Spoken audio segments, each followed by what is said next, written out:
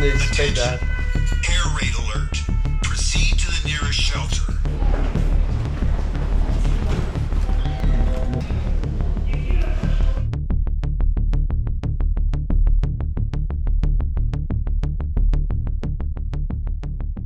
Okay, so we are in Odessa right now after a long bus journey with a long stop at the border. It was a crazy ride getting here. We had to go through several military controls. Yeah, a bit sketchy, but we are finally here in Odessa, and we need to find our hotel right now because it's starting to get late. Okay, so we checked into our hotel. We went to the wrong hotel, and now we come to this. It's 4-star hotel, and we're not used to stuff like this. Now we're going to our hotel room. It's economic, so don't expect anything extreme, but oh, the key on the key maybe on the oh, okay. Let's see. Holy. We go on to the... Oh, we got a bathtub. Oh, and a white shampoo and a nice toilet. That's amazing. Wow. With water, wine glasses. Ooh. That's cool. Then our beds. This is perfect for us. So the nightlife here in Odessa is amazing, but it ends at 12 o'clock because the curfew starts there. So we got 3 hours, or actually a little more than 3 hours to explore the city. So you can see the streets are completely dark here in Odessa because of the bombs that they... But the nightlife is amazing. It's absolutely heartwarming to see the people just during the war still living their lives and having a good time. That's fantastic.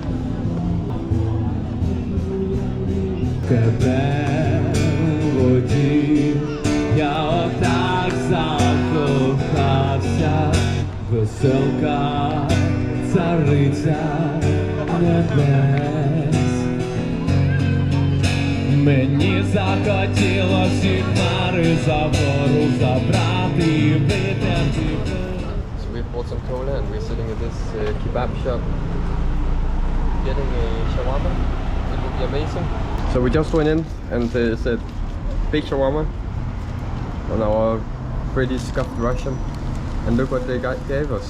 A huge, good, warm shawarma, and I look forward to try it. It looks good. We have done eating our shawarma, and hands down was the best shawarma so far on this journey.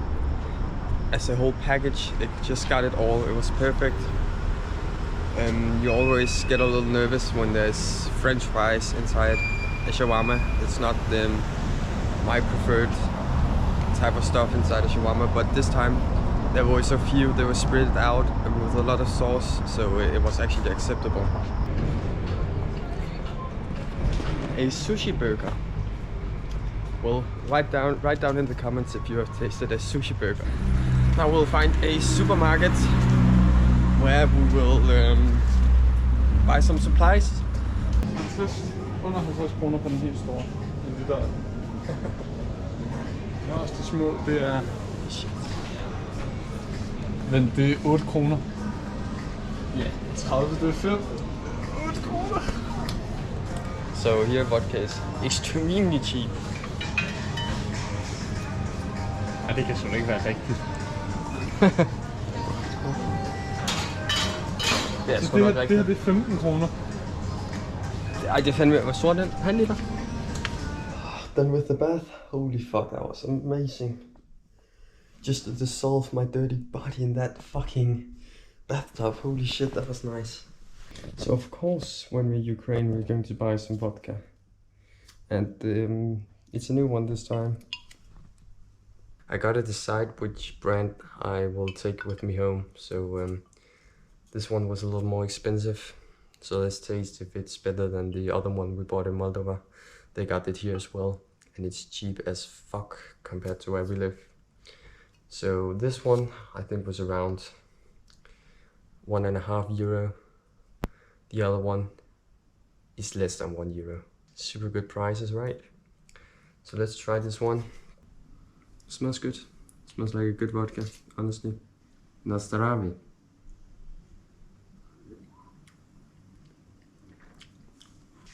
That's actually really good, honestly. You got the right vodka taste. It's not bad vodka. Okay, so now it's time to taste a cold beer.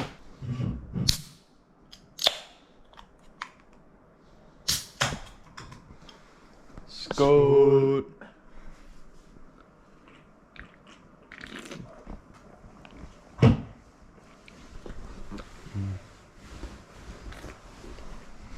It's good.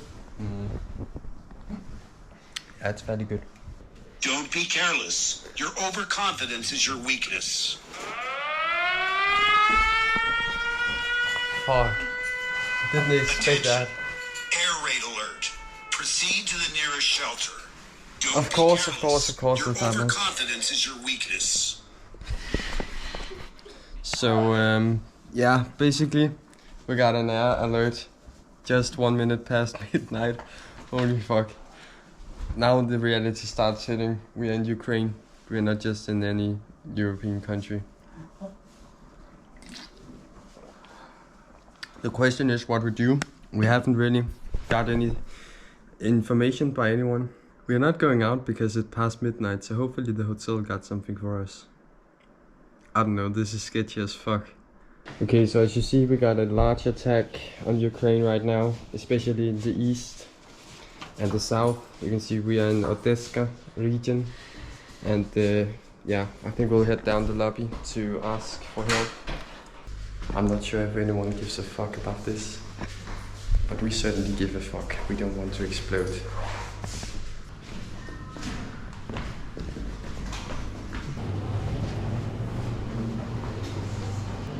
Okay, so we got sent into the bomb shelter, this basement. The sirens are still going. We just better be safe than sorry, honestly. So maybe we got a horrible long night down here. Maybe at some point we say fuck it and go back up. I don't know. We're the only ones down here. Maybe there's some information right here. It's hard to read. So it says one from Mykolaiv Oblast calls to Odessa. Okay, so it's 1 hour since we went down here. Still alert outside.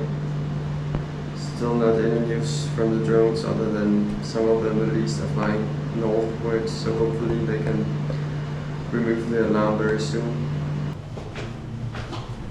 Back in the bed, drinking the last beer. I think we'll say goodnight after that. Because we're tired as fuck. These alerts keeping us up. It's almost 2 o'clock now. Good morning. We just got woke up by another alert. No, it's 10 o'clock, so we've slept well and long enough. But this one is more serious, it seems. So yeah, it just rang and it says that we got rockets coming to Odessa.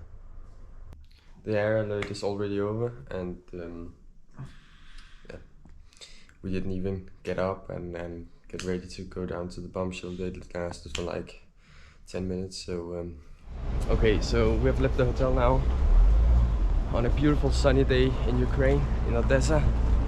We'll start by heading to the main station. Maybe we can drop off our bags there so we can explore more freely around, and we'll figure out what we are going to do with the trains and stuff like that. Oh shit, we got some military stuff up here.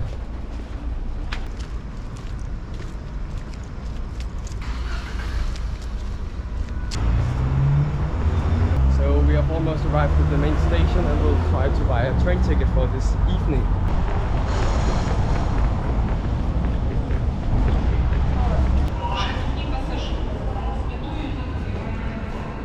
Holy fuck. Okay, so after a long search at the station, we can conclude that no train tickets are available for today. So we'll just explore the city, and then we'll see what happens. in the evening. We'll maybe take a bus if it's possible. Okay, so as you can see, even in the parks, the ongoing wars has put its marks. And here we got some sort of small market where you can buy old books.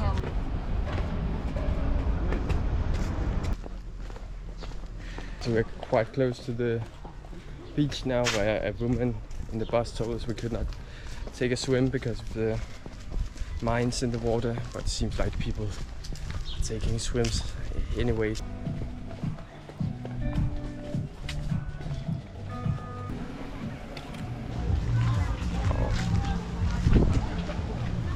Down here, the summer goes on. When walking around here in beautiful Odessa, along the beach with the perfect atmosphere, you almost forget that just 75 kilometers that direction, the Russian missile launchers are probably ready to fire at any moment. Because that over there, 75 kilometers, is Crimea. Also Ukrainian, but right now under occupation by Russian forces, and it has been since 2014. And yeah, or maybe it's actually Kherson region over here, I don't remember. But it's crazy to think about that. And people are just having the time of their lives here on the beach and the harbor. And I understand them, because you cannot just throw your life away because the Russians are sitting 75 kilometers in that direction. So it's quite amazing to actually watch people having a good time, and you get very happy because people's lives are not destroyed yet. They are still fighting to regain their territory, and hopefully they will succeed, and in a couple of years this would hopefully be a place where international tourists are coming more often to experience this beautiful city. So just over here we got the thermal flame again. This time it's still burning, which is good, because some of the places we've been have turned it off, but here it's still going, and it's beautiful. So this part of the city seems more empty. I think it's the stadium behind me. That huge building. And then we got some old stuff here with a cannon. This has been probably for protecting the city in a long time ago, in the Middle Ages, and a couple hundred years from there. We are walking down by the harbor, and this staircase is blocked off by some barbed wire fence, but it seems like people are just walking over it, so we are doing the same. So now we're heading up those stairs that we saw music on yesterday. No music today, and you can see the building behind us is bombed. Clearly it was hit by something at some point.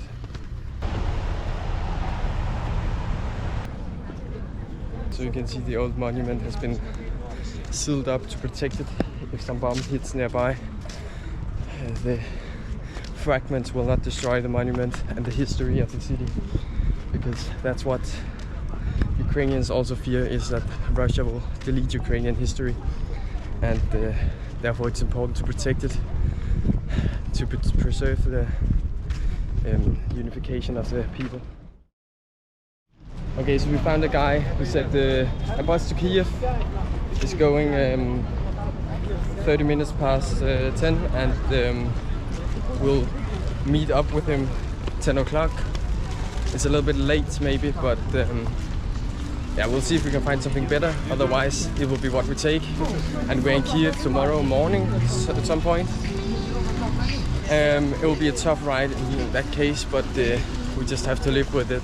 So we're sitting in this waiting room, and we heard a voice and people are leaving, and we think it's because we need to go to the bomb shelter immediately. So that's what we're going to do. And the train stations are actually in a risk of getting hit.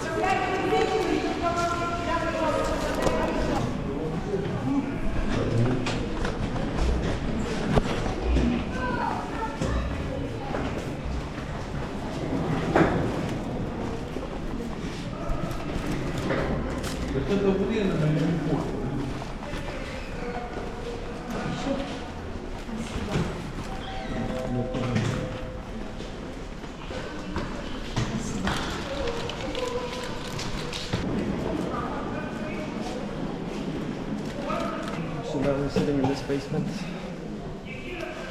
Very excited. Yeah, so as you see, it's red. It will be tough to hear this woman saying the same stuff for maybe hours. Okay, so news, we have sitting here for more than half an hour, and now we get reports that an explosion has happened.